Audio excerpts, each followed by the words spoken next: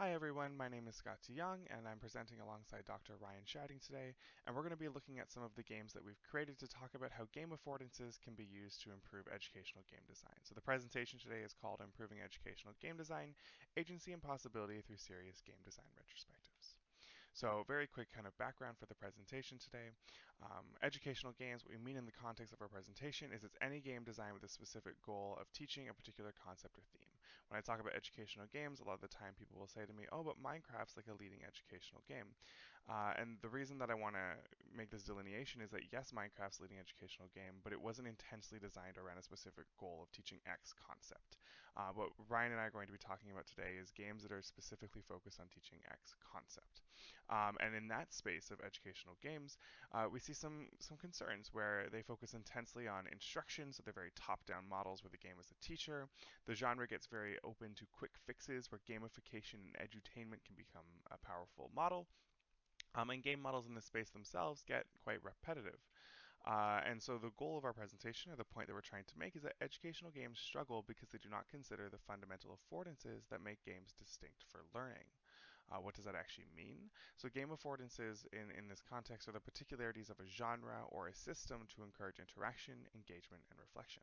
Some examples of this might include if we design around a space, such as open worlds or puzzles in games, engaging narrative devices, so stories that use humor or play on words, spaces for collaboration and mechanics that encourage kind of cross participant engagement, and also, as many of us in game studies know, room for failure. So kind of with that in the back burner, we're going to move into retrospectives on the two games that we've created. I'm going to talk about an analog game called Lizards and Lies, and Ryan's going to talk about a video game called Nagasaki Kitty. So Lizards and Lies was a board game that I created in 2021 as an exploration of the concept of disinformation war. It is a simulation style, war game style board game where players are acting as either those trying to spread conspiracy theory on social media or those trying to stop the spread of theory on social media. In the background to me talking right now is kind of the how to play breakdown of the video where we see going through the characters, the tokens, the cards, the boards. And as you can probably tell, there's a lot of kind of complexity to this game compared to some of the other models. So this game is something that I categorize as a media literacy game in the sense that it's trying to teach information about how to engage online. It's trying to have the players, through engaging in the game, understand how content moves through social media. Media literacy games are a space that I spent a lot of research on in terms of research initiatives and projects looking at existing games that exist in those spaces. And there's kind of three main models that we see. Most media literacy games that are digital are either quiz games where you're given a fake news article and you have to choose if it's real or fake, or narrative adventure games where you're reading through a story and that story has choices that don't actually matter because the goal of the game is to teach you how disinformation spreads and therefore they don't want you to like mess up their teachable narrative. The physical games typically are headline makers, where you're making a headline or a story. And so Losers and Lions kind of came out of trying to address and deal with the fact that these are the common kind of spaces in that world of media literacy games, and offer a tool that allows players to actually interact and engage in the space. So when we're talking about digital affordances, I explicitly wanted to make a board game that talked about digital disinformation. And that itself might sound a bit odd, but what board games do really well is they make players hold pieces. They make the game very tangible, but they also make players understand how a system works. When you play a game on a computer, a lot of the information, the processes, the rules are done by the machine, and therefore the system still stays invisible and or black boxed to players. Whereas when you have a board game, the players themselves are responsible for understanding how the system works. You know, when you sit down with friends to play a board game, there's simply someone at the table who's explaining how the game actually works, and then after a few rounds, you figure it out and people understand what's okay and what's not okay.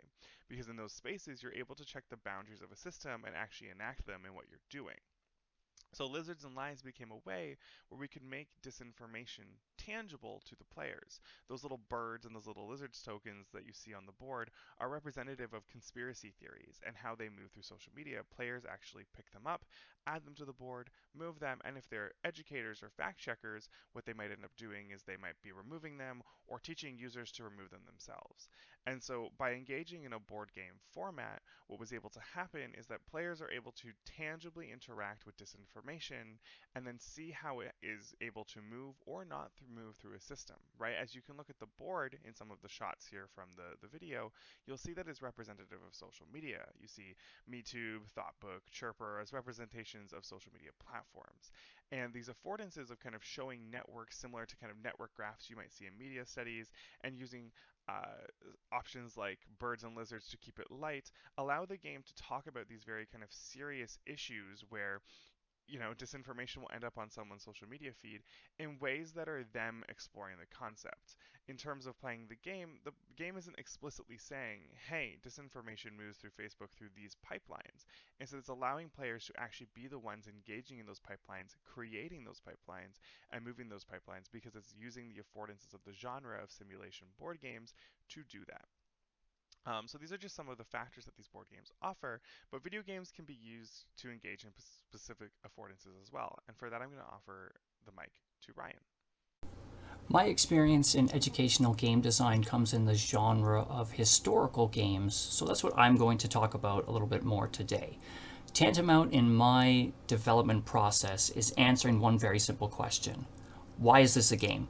As educators, as researchers, as scholars, as historians, as whatever you want to call us, there are so many different avenues that we can disseminate our research through.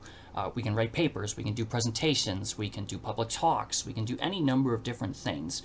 So given that reality, if we've decided that we're going to make a game, we need to make sure that there's a reason why we're making a game. I partially came to this idea that this was a question that I needed to answer because in doing research before making my first games, I played a lot of poor historical games that had like poor game design. One really popular way to make an educational historical game is to build like a 3D version of whatever era of history it is, and then you just have like an avatar kind of like move around and see the different things, and there's a lot of text and maybe there's like a light story to it, but it really isn't gameplay. It's just designed to tell you things, not for you to discover, not for you to experience, not for you to play a game that we normally would play. I know that this type of design is partially derived from the idea that we need to like respect the past, but also like there are some poor design choices in that. Like the past is malleable and it needs to be malleable in our gameplay to make effective educational games. So in my design process for the game that you're looking at here, Nagasaki Kitty, I wanted to answer this question of why is this a game while also avoiding the pitfalls of these other historical games that I'd seen. So for me, I did a combination of historical research, site visits, I went to Nagasaki, and a contemplation really of gameplay systems and software that I was using. So for me, one of the things that was very important was to give the player some gameplay, give them a reason to want to play the game. And I thought exploration of space and the completion of side quests was something that was very gameplay centric that would allow me to convey my historical educational message, but also to give the player something playful, give them something engaging. One specific thing that I needed to deal with is that in my game, I of course didn't want to have like a combat system of this little girl navigating Nagasaki shortly after the bombing in 1945.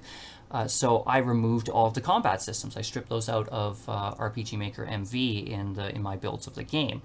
And one of the things I need to do is replace some of the names of the stats. With no combat system, I had no need for HP or MP, and instead I replaced these with empathy and knowledge is what I labeled them as. And as the player went through the game and played more of the side quests and found historical notes that were designed to be educational, it like maxed out those bars. So it gave them a gameplay loop, it gave them something to do.